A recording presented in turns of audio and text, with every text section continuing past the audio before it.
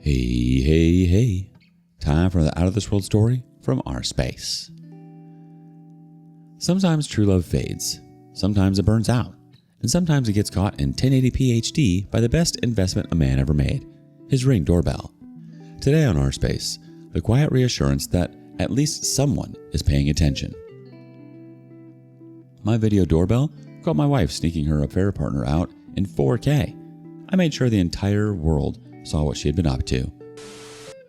The whole story has already happened, so the good thing for all of you reading is that you're going to get the entire narration from start to finish. It is still a little bit fresh with me though, even though it ended a few weeks ago. It's hard to deal with such heartbreak and just move on from it, as easy as some people here might make it seem. I think being cheated on is the kind of thing that you have to experience before you realize how hard it is to be calculated and analytical. I, 38 male, have been married to Amelia, 38 female, for 12 years. In that many years of marriage, you'd think that you'd know someone, but I guess that my own experience has proven that it isn't true. The worst part is that I'm nearly 40 years old. Where am I even meant to start when it comes to romance and relationships? I probably won't even get back into serious dating. I can't risk putting my all into it like I did in this case, only to have it end in such stupid fashion. I thought that I could trust Amelia. I really did. She's always been an honest person, and even as she got older, I still thought that she looked as beautiful as she was when I met her. I don't think I aged as great as she did. I'm not being self-deprecating. Whenever she got approached by people, she would hesitate to let me know. Not because I demanded it, but because she was open, and a lot of times it would make for a funny story. For someone who never chose to hide those kinds of things, it just made me assume that she was the kind of person who was honest most of the time. She was like that even when we were dating. Initially, I found myself getting really jealous that she got all the male attention, especially because as a man, it's almost the complete opposite. But after some time, I chose to see the good sides of her openness. All of that was a big facade at the end of the day, because I found out that despite all the trust I had, she was cheating on me. I think that will really fracture what I think about trusting people. I don't think there's anyone who won't betray you if they feel like they have a good enough reason for it. The worst part about Amelia cheating is that I had absolutely no idea. The only reason I found out was because of our Ring doorbell. For work, I travel a lot. I won't call myself a workaholic, but if there are tasks to be done, I really push myself to make sure that everything gets concluded. On one of the days that I was out of town, I was at a hotel and I was up late, working. It was about 5 a.m. when I got a notification on my phone that the doorbell detected motion at the front door. Obviously, at that time of day, I was really concerned, so I opened the app right away. Looking back, I don't know if she forgot that I was connected to the app or if she really thought she'd be able to dodge the motion detection, but I think it was the latter. I saw my wife coming out of the front door. She stood closer to the camera, but I could see someone else squeezing to the side of the frame, as if they didn't want to be captured by the camera. I think she assumed that she was obscuring the view of the camera entirely. Initially, because of how our front porch is, I could only see the person's arm, but I was 90% sure that it was a male. I didn't need to keep guessing because later in the video, the person slips into frame, which I assume was an accident, and I was able to get a perfect view of their face. It was a man, and he wasn't anyone that I recognized. The fact that my wife was wearing nightwear made the situation even worse. I couldn't even try and make excuses for her to say that it was an emergency plumber or something like that. To be honest, I don't even know how the guy got into the house without the doorbell detecting him. I don't know why her affair partner didn't choose to go out the same way either. While watching, they both moved out of frame, and about 15 or 20 seconds later, I heard a car start. Then she came back into the house and I noticed that she looked right at the camera as she did. About 5 minutes later, she texted, "Hey baby," but I didn't reply. I just acted like I was asleep because I was sure that was what she was trying to confirm. The next day, she claimed that she had missed me, and that's why she texted at an odd hour. I saved the video because I could not risk getting lost. I knew that I wasn't losing my mind. There was a man stealthily leaving my house at 5 a.m., and I knew that the only reason something like that was happening was because my wife was cheating on me. No one ever came to or left our house at that kind of hour when I was around. For some reason, it was like my brain refused to just accept the situation. It wanted to make sure that cheating was the only possibility. But after some time of trying to think of different explanations, it was clear that the most obvious one was exactly what was going on. The rest of my trip was a waste for me because I couldn't even think straight. I was there for work and I had to do the bare minimum because my mind was on something entirely different. We had spoken after the doorbell incident and before I got back, and I didn't notice anything different with her.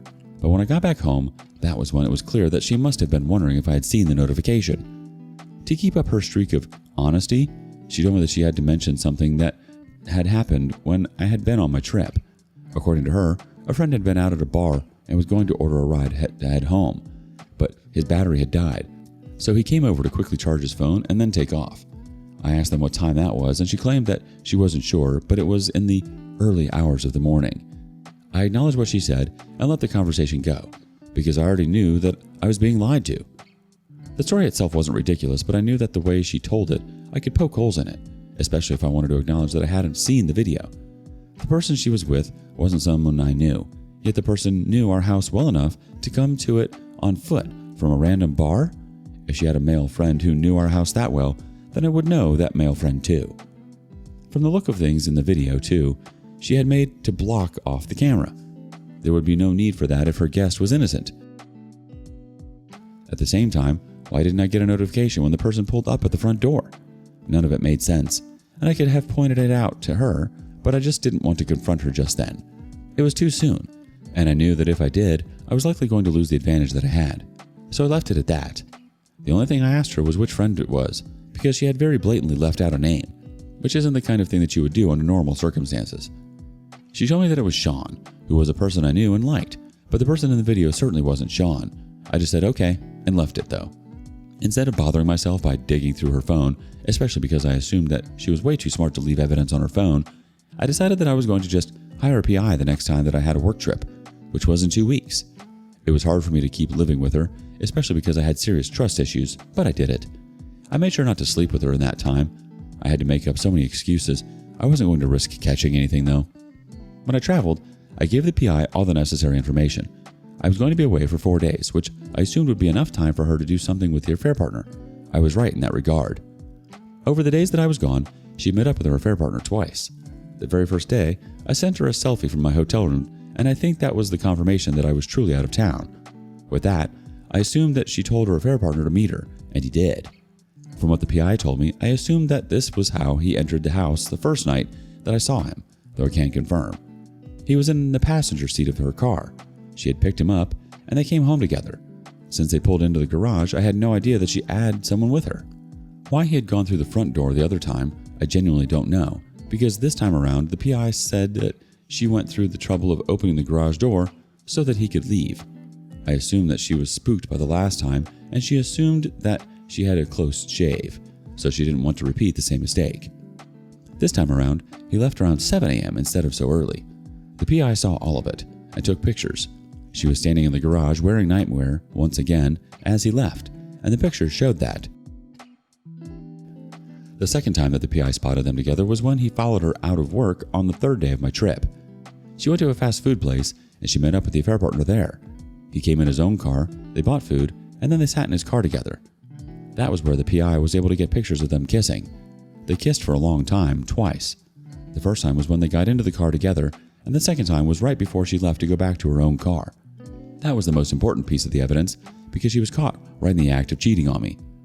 However, the fast food meetup also gave me the name of her affair partner, because he pulled up in his own car, and the PI was able to run the license plate. I found out that the guy's name was Dennis, and he was also married, but with 3 kids, unlike us. So this man decided to leave his wife and children to slink around with a married woman. It was crazy to me, and it likely had something to do with why he left the house at such odd hours. He probably lied to the poor woman that he was working late. Since I had all of that, it was easy for me to go straight to a divorce lawyer the moment I got home from my trip. I presented all the evidence that I had, paid his retainer, and then I just had to wait a few days to get a message from him that the divorce papers were ready to be served. She was served right before she closed from work, and I did it like that so that she'd come straight home with her emotions at their peak. I didn't want her to have the time to mull over it. When she got home, she was red in the face and fuming. She threw the envelope with the papers at me and asked me to explain what I was doing. I told her, as if I was talking to a child, that they were divorce papers because I wanted to get divorced. She said she knew that, but there was no good reason for me to be divorcing her. She said she hadn't done anything wrong. I let her know that I knew that was a lie, and I knew that she knew that was a lie too. She maintained that she had been loving, she had communicated well, and she always made sure to attend to her wifely duties. She said she couldn't think of a single good reason for me to say that I didn't want to spend the rest of my life with her. I told her I had a very good reason, and it was the fact that she had cheated on me. She acted surprised, and I was shocked at how good she was acting. It made me wonder how many other things I had believed that had been lies. I told her that she could put the act away because I knew for a fact that she had cheated on me. I asked her whether or not she knew a guy named Dennis.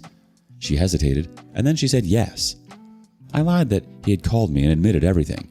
She initially wanted to deny anything that I was saying, but the more I told her about him, the more she seemed to believe me. I told her that there was no way that I could have known that she was cheating. I also let her know that he had sent me pictures of the two of them. Then I mentioned the restaurant that the PI had spotted the two of them at. At that point, she started to panic, and I think that because I presented her with too much of the truth, she had absolutely nowhere to go in her defense. I saw her shoulders sag when she realized that I had caught her in the lie, and there was no real reasonable way out of it for her. She chose to act very differently at that point. She admitted to me that she had truly cheated on me, and she said that she was sorry, but she claimed that I wouldn't be able to understand why she did it. She said it only happened when I went on trips, and that was because she was lonely. I told her that my trips were hardly ever a week long. Why would she think that an absence of 5 days or less was reason enough to go out and cheat on me? I told her that she had to stop trying to make fake reasons for why she was a bad person, because she was simply a bad person. She had cheated on me with a married man, so not only had she ruined our marriage, but she had contributed to ruining theirs too. That part seemed to hurt her.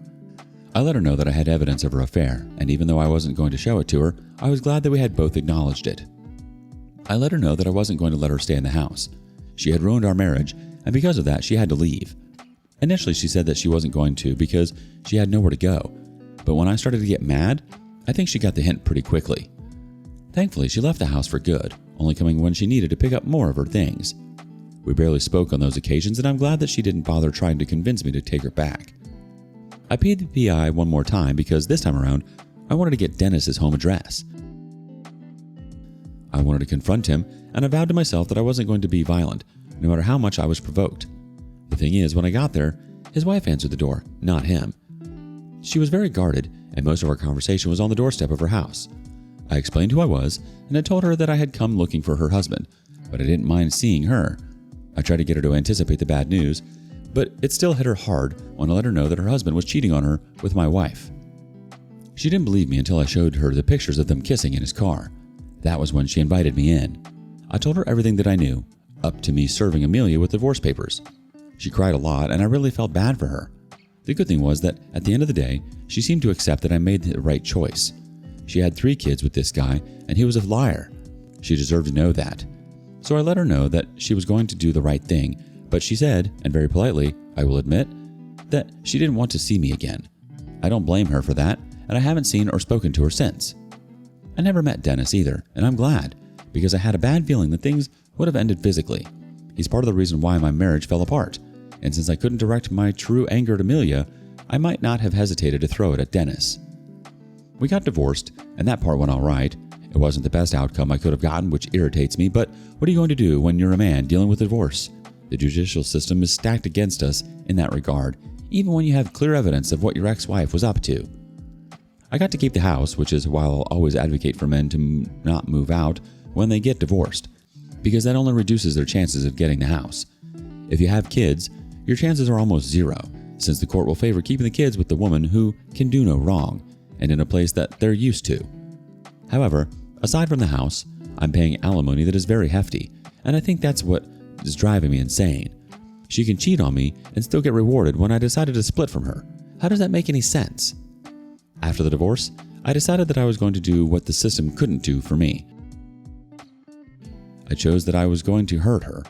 I had the footage of her leaving the house with her affair partner, and I had the pictures of her kissing him in the car. I wrote a long post tagging her and explaining the situation, with the pictures attached. I posted them on Facebook and in the groups that she was a big part of, because one thing that I didn't mention is that as Amelia got older, she started to look for ways to feel important by starting groups and joining elections for community positions. She is pretty well known in our town, and I realized how badly I could hurt her by exposing the person she was. I also posted it on other social media platforms. The post didn't blow up, but the good thing is that they're online forever, and I added her full name to each of the posts so that if anyone searches them up, they will see the kind of person that she is. I'm sure I don't have to tell you how mad she was about that. She came to the house, and the moment I opened the door, she barged in. I told her to get out, but she said she didn't have to listen to me. She told me that I had messed with the wrong person. She said I had ruined her life, even though we got divorced and the judge determined everything. According to her, I had no right to try to get revenge on her. I laughed at that, which only riled her up more. But through her shouting, I told her that she didn't have the right to act like she had the moral high ground. She had done the slutty, dishonest thing first, not me. She said that I had ruined her life because she had people she hadn't spoken to in years calling her to ask what happened. She said she had never been more embarrassed. I smiled and let her know that that's what she deserved. I told her one more time to leave my house, and when she didn't, I started to call the police. It was only then that she got out. I do know that 2 of the groups she was part of, one of them being a church group, ended up removing her from a leadership position. Now she's just a regular member, since they don't have the power to remove her for good. That's good enough for me because I know how much it will kill her inside to be knocked from her pedestal. I'm stuck paying alimony to that woman, so I'm glad I got the last hit at her. I'm also glad that I managed to let her affair partner's wife know what was going on. Whether she divorces him or not is none of my business, but I hope she does, because that's what he deserves. So that's the story of my divorce and my cheating wife. The whole thing with her has made me scared of dealing with women in a romantic capacity again, but maybe one day I'll change my mind. For now, I'll stay on a diet. Let's give a slow clap for the real MVP of this story, the Ring doorbell. Your marriage fell apart, but at least your home security system stayed loyal. If you're going to risk your marriage, at least learn how cameras work. You're out there working at 5 a.m. and she's out there also putting in overtime, just a very different department. Then there's Dennis. It's always the guy named Dennis. They sound like they fix copiers but end up breaking homes. Sure, you're paying alimony, but you also manage to socially nuke her into being demoted from church group leader to regular sinner. And honestly, we love to see it. What's the wildest thing you've caught on your Ring camera? Share it with us below. And thank you for joining us today on rSpace. Be sure to like and subscribe and hit that notification bell so you don't miss out on our next video. See you soon.